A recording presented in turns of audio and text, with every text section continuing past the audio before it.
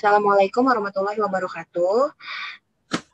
Perkenalkan, nama saya Narasa Fitri, NPM 19180310006. Perkenalkan, nama saya Syafira Elisa, NPM 19180311025. Kami di sini ingin mempresentasikan hasil kerja kami kelompok 10 tentang tata paragraf, penulisan kutipan, dan daftar pustaka.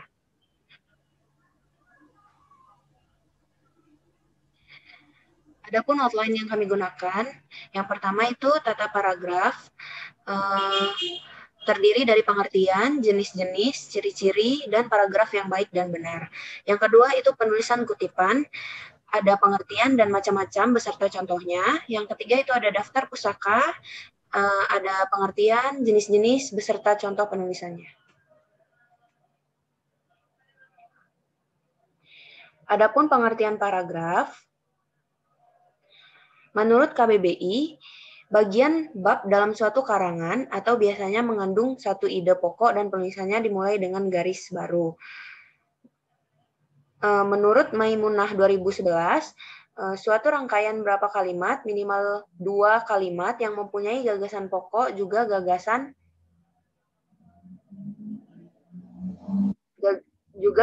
penjelas.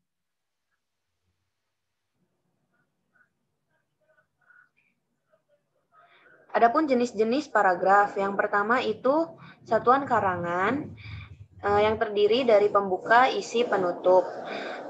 Adapun dari sudut pandang satuan karangan itu paragraf eksposisi, argumentatif, deskriptif, naratif, persuasif. Posisi kalimat topik pada paragraf, deduktif, induktif, ineratif, paragraf tanpa kalimat topik. Metode pengembangan paragraf itu terdiri dari menerangkan, merinci, contoh, buktian, pertanyaan, perbandingan, dan paragraf sebab akibat.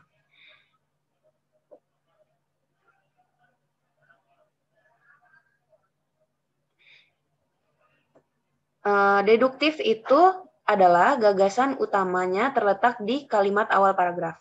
Contohnya, komodo merupakan hewan langka yang dilindungi. Kementerian Lingkungan Hidup dan Kehutanan mencatat, per 2017 tercatat 2.884 ekor komodo di Taman Nasional Komodo.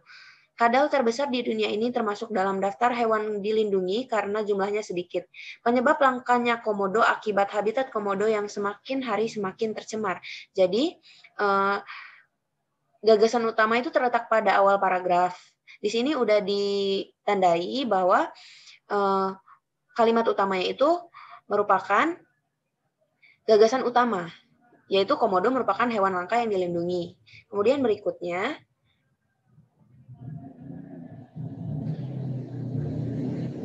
ada paragraf induktif. Yang dimaksud dengan paragraf induktif itu gagasan utamanya terletak di kalimat akhir paragraf. Contohnya itu, Kementerian Lingkungan Hidup mencatat pada 2016 jumlah komodo sebanyak 2.430 ekor, pada 2017 sebanyak 2.884 ekor, sedangkan 2018 sebanyak 2.879 ekor. Monitoring tersebut dilakukan setiap tahun. Hal ini agar populasi komodo tidak punah. Jumlah populasi komodo dipengaruhi erat oleh iklim dan perilaku manusia. Maka dari itu, meski populasi komodo dapat dikatakan stabil, kita harus tetap menjaga kelestarian alam dan habitat komodo. Jadi di sini untuk membedakan deduktif dan induktif, kalau deduktif itu langsung kalimat di awal, kalau induktif itu kan di akhir tapi ditandai dengan penggunaan konjuksi. Jadi akhirnya, akibatnya, oleh karena itu, maka dari itu. Nah, di sini contoh dari kami itu menggunakan kalimat maka dari itu, meski populasi komodo dapat dikatakan stabil, kita harus tetap menjaga kelestarian alam dan habitat komodo. Selanjutnya, ada paragraf deduktif, induktif. Jadi paragraf deduktif, induktif itu gagasan utamanya terletak di kalimat awal dan akhir. Jadi di awal dia ada gagasan utama, terus di paragraf akhir juga dia ada kalimat utamanya.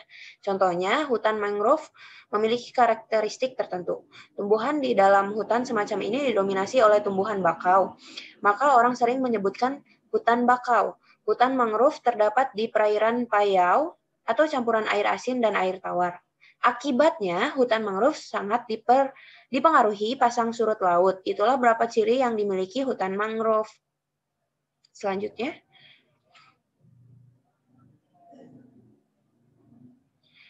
ada paragraf ineratif. Paragraf ineratif itu gagasan utamanya terletak di tengah paragraf. Contohnya, terhitung hingga 2006 terdapat 50 kawasan yang ditetapkan menjadi taman nasional. Indonesia memiliki taman nasional tersebar di Pulau Jawa, Nusa Tenggara, Sumatera, Sulawesi, Kalimantan, Maluku, dan Papua. Taman nasional di Indonesia merupakan kawasan yang dilindungi oleh negara demi kepentingan konservasi. Berdasarkan Undang-Undang Nomor 5 Tahun 1990 tentang konservasi sumber daya alam hayati dan ekosistemnya, Taman Nasional didefinisikan sebagai kawasan pelestarian alam yang mempunyai ekosistem asli. Dikelola dengan sistem zonasi yang dimanfaatkan untuk tujuan penelitian, ilmu pengetahuan, pendidikan, menunjang budidaya, pariwisata, dan rekreasi. Jadi di sini gagasan utamanya itu terletak di tengah. Taman nasional di Indonesia merupakan kawasan dilindungi oleh negara demi konservasi. Itu contoh yang kami gunakan. Berikutnya, adapun ciri-ciri paragraf. Yang pertama itu karangan biasa atau surat. Kalimat pertama bertakuk 5 ketukan spasi. Yang kedua itu karangan ilmiah makalah skripsi. Kalimat pertama bertakuk 8 ketukan spasi. Ciri-ciri karangan berbentuk lurus dan tidak bertakuk ditandai dengan jarak spasi merenggang. Paragraf menggunakan pikiran utama. Setiap paragraf menggunakan sebuah kalimat topik, sisanya kalimat pengembang. Paragraf menggunakan pikiran penjelas. Selanjutnya,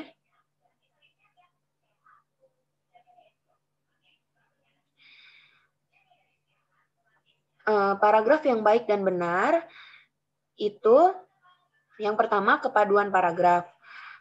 Kepaduan paragraf itu kemampuan untuk merangkai kalimat satu dengan kalimat yang lain sehingga mudah dipahami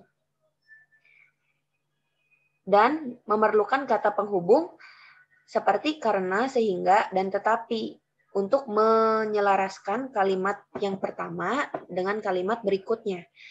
Kemudian perlu kita pahami juga kesatuan paragraf. Setiap paragraf itu hanya punya satu pokok pikiran, tidak ada kalimat yang sumbang. Jadi paragraf yang satu dan paragraf yang lain itu berkesinambungan pokok pikirannya gitu. Jadi tidak ada yang sumbang. Kemudian penempatan kalimat utama dan penjelas. Kalimat utama pada awal paragraf diikuti kalimat penjelas. Kalimat pada akhir paragraf didahului kalimat penjelas. Dan kalimat utama terdapat pada awal dan akhir paragraf diselingi kalimat penjelas. Jadi akan selalu ada kalimat penjelas di tengah-tengah antara kalimat utama dan kalimat akhir, atau sebelum kalimat akhir itu pasti ada kalimat penjelasnya terlebih dahulu. Kemudian kita juga perlu memperhatikan pengembangan paragraf. Pengembangan paragraf itu dilakukan secara alamiah dan logis. Alamiah itu pengembangan paragraf dikembangkan berdasarkan urutan waktu. Jadi kalau pengembangan secara alamiah itu menggunakan urutan waktu, jadi yang bersifat kronologis. Kalimat simpulan itu hasil dari suatu pembahasan, jadi dia letak kalimat simpulan itu udah pasti di akhir untuk memberi hasil dari suatu pembahasan yang dibahas pada paragraf tersebut. Selanjutnya,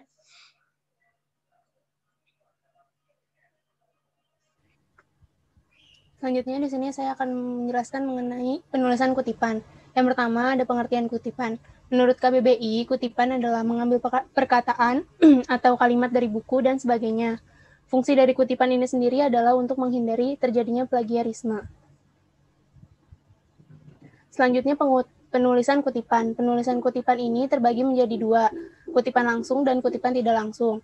Untuk kutipan langsung yaitu adalah mengutip kalimat tanpa mengubah sumber aslinya. Nah, kutipan langsung ini dibagi menjadi dua, kutipan langsung panjang dan kutipan langsung pendek.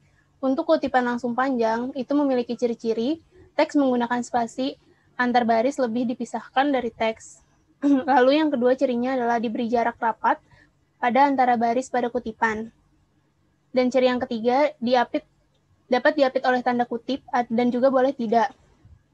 Untuk kutipan langsung pendek, ciri-cirinya terkendali langsung dengan teks, jarak antara baris sama dengan teks, diapit tanda kutip, serta kutipan tidak lebih dari 4 baris. Contoh kutipan langsung di sini adalah inam, dalam kurung tahun terbitnya, lalu disertakan kata-kata yang ingin kita kutip, dan itu tidak diubah dari sumber aslinya.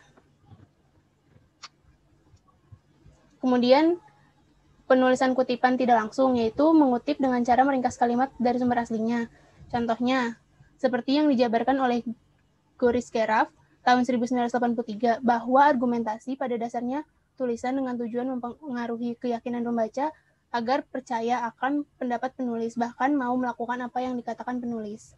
Jadi pada kalimat kutipan tidak langsung ini, sudah kita tambahkan konjungsi-konjungsi sehingga kalimat itu bukan dari aslinya. Jadi sudah kita tambah dengan kata-kata kita sendiri. Selanjutnya daftar pustaka.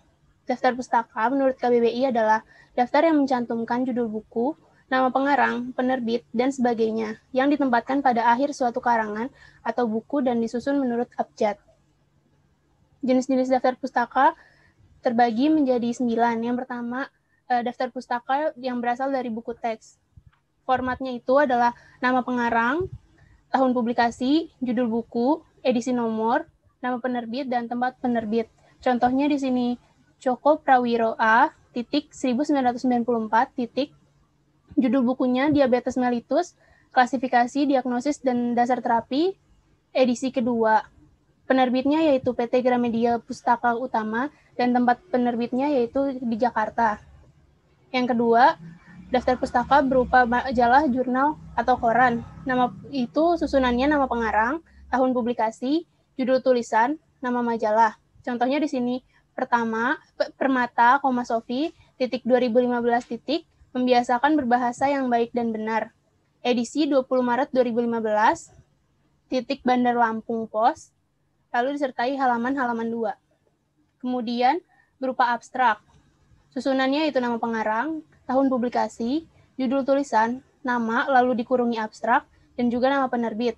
Contohnya di sini Selein, Albert, tahun 2012, dengan judul tulisan Perendaman Air Hangat untuk CHF, lalu kurung abstrak, dan nama penerbitnya adalah Elsevier, tempat penerbitnya di Singapura. Kemudian untuk daftar pustaka berupa buku teks terjemahan, formatnya yaitu nama penulis asli ditulis pagar depan, diikuti tahun publikasi karya asli, judul terjemahan, tahun terjemahan, nama penerbit terjemahan, dan tempat publikasi. Contohnya di sini Mul, B. tahun 2016, 5 Kerajaan, 2 Rogyu Knight, lalu nama penerbit yaitu Lasmana R, tahun 2016, dan diterbitkan di Jakarta. Kemudian jenis daftar pustaka yang berupa undang-undang atau keputusan presiden. Nah, yang menanggung jawabkan dokumen-dokumen tersebut adalah pemerintah negara. Maka yang dituliskan di situ juga adalah pemerintah negara tersebut. Contohnya di sini Republik Indonesia tahun 1999, Undang-Undang Nomor 22 tahun 1999 tentang pemerintahan daerah, Lembaran Negara RI tahun 1999 nomor 60, Sekretariat Negara, kotanya yaitu Jakarta. Kemudian berupa tugas akhir seperti skripsi, tesis, dan lain sebagainya. Formatnya adalah nama penulis, diikuti tahun pada penutup, lalu judul tugas akhir atau skripsi atau tesis atau disertasi, lalu pernyataan tugas akhir atau skripsi atau tesis atau disertasi, lalu pernyataan tidak diterbitkan, nama fakultas, nama perguruan tinggi, nama kota tempat perguruan tinggi. Contohnya di sini adalah Diana F. tahun 2000 dengan judul Pengaruh Cara Belajar pada Siswa SMP Terhadap Prestasi, lalu skripsi, lalu tulisan tidak diterbitkan, Fakultas Psikologi Universitas Indonesia, dan tempatnya di Jakarta. Lalu, daftar pustaka berupa wawancara dengan format nama pembicara, judul pertemuan atau nama acara, tahun dan tempat. Nah, jika tertulis pada media, maka sebutkan media yang menjadi pemegang hak siar tersebut.